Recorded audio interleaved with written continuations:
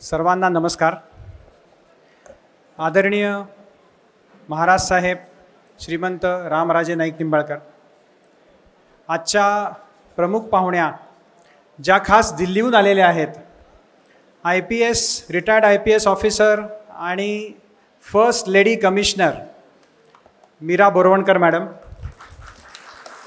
त्यांच्याबरोबर त्यांची खास मैत्रीण जी की मॅरेथॉन रनर आहे, अल्ट्रा मॅरेथॉन रनर आहे, तर स्मिता पाटील मॅडम. त्यानंतर सुभद्राराजे ताई आणि जिजामाला नाईक निंबाळकर. त्यानंतर प्रल्हादराव साळुंखे पाटील. नंतर दिलीप सिंहजी भोसले जे आमचे खास मित्र आहेत. कधी काही अडचण आली तरी आम्हाला ते नेहमी सरळ हाताने मदत करत असतात. आणि आजच्या ZTCC जी ऑर्गन डोनेशनची मोठी संस्था आहे, जी ऑल ओव्हर इंडिया लेवलला काम करते, त्याच्या ज्या सेंट्रल कोऑर्डिनेटर आहेत त्या पंकजा गोखले मॅडम असे, आणि आमचे आदरणीय श्याम काका जे आमचे मार्गदर्शक आहेत. श्याम काकांचं वय सांगितलं तर तुम्हाला आश्चर्य वाटेल. त्यांचं वय आहे 85 का 86 आणि अजूनही ते 70तल्या माणसासारखे वावरतात, सगळं करतात. तर असे आज इथे सगळी लोकांची मांदियाळी जमलेली आहे. सर्व रनर्स इथे आलेले आहेत. सकाळी पहाटे 5:30पासून पळत आहेत. आणि सध्याच्या धकाधकीच्या जीवनामध्ये कोरोनानंतर असं स्पष्ट आपल्याला दिसलं आहे की जो व्यायाम करेल तोच टिकेल, जो व्यायाम करणार नाही त्याला नाना व्याधी होणारच आहेत. आणि आमच्या दवाखाने आम्ही उघडून बसलेलोच आहे. तर तुम्ही आमच्याकडे येऊ शकता. पण आपल्याला व्याधी होऊ नयेत किंवा आपण आजारीच पडू नये म्हणून आपण काय करायला पाहिजे, तर prevention is always better than cure हे आपण प्रत्येकजण लहानपणापासून ऐकत असतो. पण आपण कधी प्रिव्हेंटिव्ह मेजर्स घेत नाही. नेहमी आपल्याला आजार झाला की मग क्युअरकडे धावतो. तर ते आजार होऊच नाहीत म्हणून आपण काय करू शकतो, तर पूर्वी कितीतरी युक्त्या आपण ऐकलेल्या आहेत की आपलं आरोग्यम धनसंपदा, हेल्थ इज वेल्थ. संस्कृतामध्ये एक युक्ती आहे की शरीरम आद्यम खलु धर्म साधनम, की शरीराची जर उत्तम निगा घेतली, काळजी घेतली तर आपल्याला आपलं कर्म आणि धर्म हे दोन्ही उत्तमरित्या साध्य करता येतं, हे सिद्ध झालेलं आहे.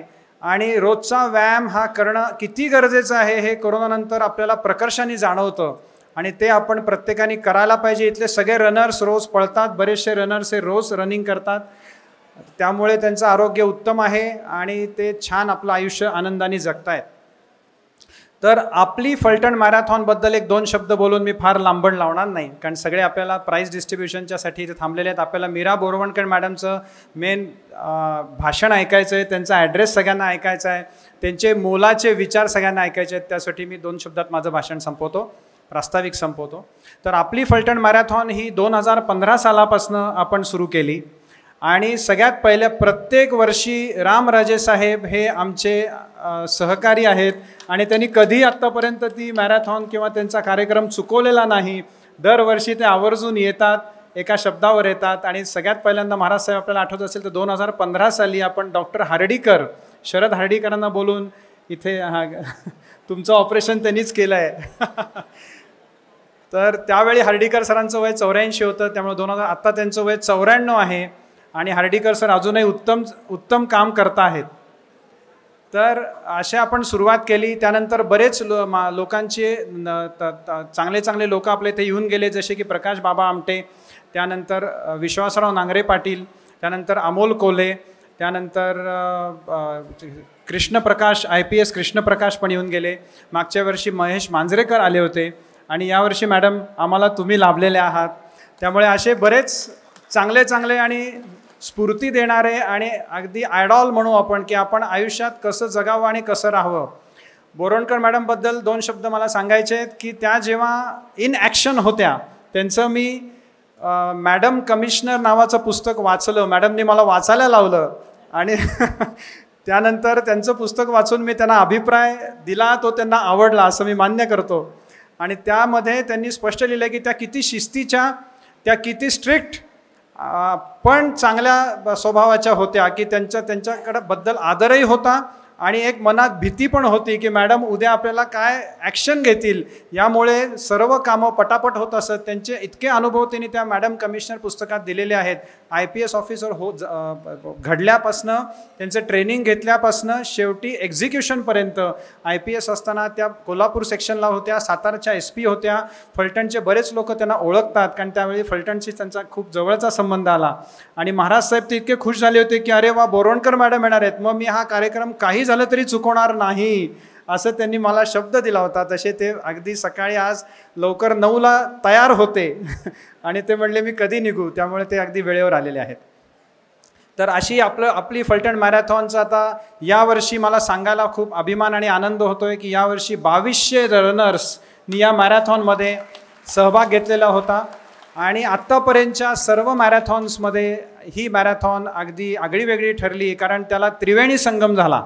एक म्हणजे 2200 रनर्सनी सहभाग घेतला, दुसरा म्हणजे आपण ऑर्गन डोनेशनची थीम घेऊन ही मॅरेथॉन पुढे नेतो आहे आणि गोखले मॅडम त्याच्याबद्दल आपल्याला सांगणारच आहेत.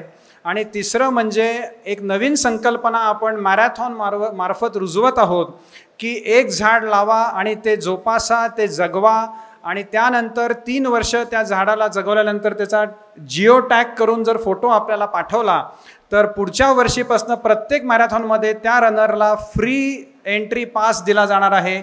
एकही त्याचं शुल्क घेतलं जाणार नाही आहे. आणि मग तो जेवढे मॅरेथॉन आपले होतील आणि जेवढे तो एंट्री घेईल त्याला एकदाही पैसे आकारले जाणार नाहीत. असे दरवर्षी हजार रनर्स ॲड होतील आणि एक वेळ अशी कदाचित येईल की सगळी मॅरेथॉन फुकट करावी लागेल, तरी हरकत नाही. शेवटी आपण चांगल्या कॉजसाठी करतोय, तर काहीतरी आपण समाजाला देणं लागतो, तर ते करायला माझी अगदी पूर्णपणे ठाम तयारी आहे. तर असं छान आपण काही करतोय. सगळे आज इथे छान जमलेले आहेत आणि सगळ्यांना शुभेच्छा. असेच आपण उत्तरोत्तर मॅरेथॉनमध्ये भाग घेत राहा आणि फलटणची मॅरेथॉनचं नाव आणखीन पुढे जाऊ दे. आणि माझाही प्रास्ताविक मी संपवतो. धन्यवाद.